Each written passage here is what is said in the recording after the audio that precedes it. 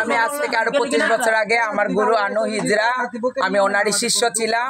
আমার গুরুর সাথে একটু মন কালাকালি হয়েছে, আমি ভারতে চলে গেছি।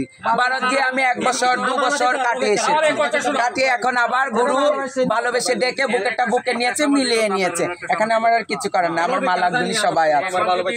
এটাই আমার বক্তব্য। আসসালামু আলাইকুম।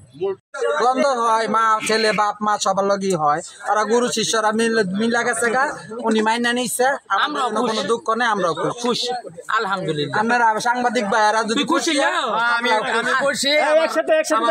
তোর একটা কথা কয়ে দে, তোর একটা কথা ভিডিও করেন, তোর একটা কথা কয়ে দে। এই যে রফিক আছে, লালন আছে, সবাই এক মতো ভালোবাসবি আর সুন্দর করে সবাই হলো সুখে থাকবে, শান্তিতে থাকবে। 2 দিন পর পর ঝগড়া করে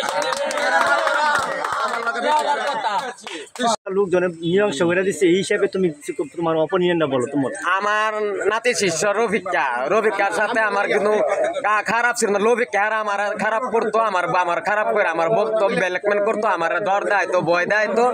এখন আমার সাংবাদিক রায়সা আমার মিলাই দিয়ে গেছে, মেম্বার সাহেব আইসা মিলাই দিচ্ছে। রোহারা যদি অনেক খারাপ করে, রফিকারা খারাপ করলে খারাপ হলে হারা হয়ে যাওয়া লাগবে। আমি আছি, আপনাদের অন্তরে থাকবো। আসসালামু আলাইকুম। আমি জীবন খারাপ করছি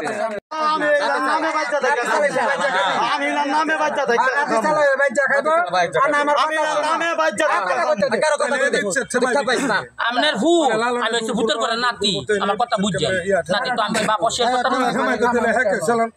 আমি আমার বাপ মা যেহেতু আছে সব আমি সম্পূর্ণ মাইনা নিছি। আমার মালিকের লগ আমি মিল লাগাইছি গা। আমার কইলি গুরু আছে, কইলি গুরু আমার মারল, এলার আমি ভালোবাসি, আমার ঘরের মুখিয়া সবার সাথে আমি মিল লাগাইছি।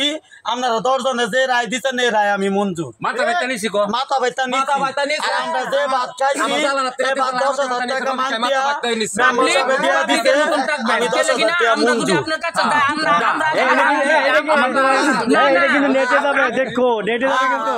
নেটে করে ফেসবুক আজকে তোর পরে আপনি কইলি বেগম কি কোন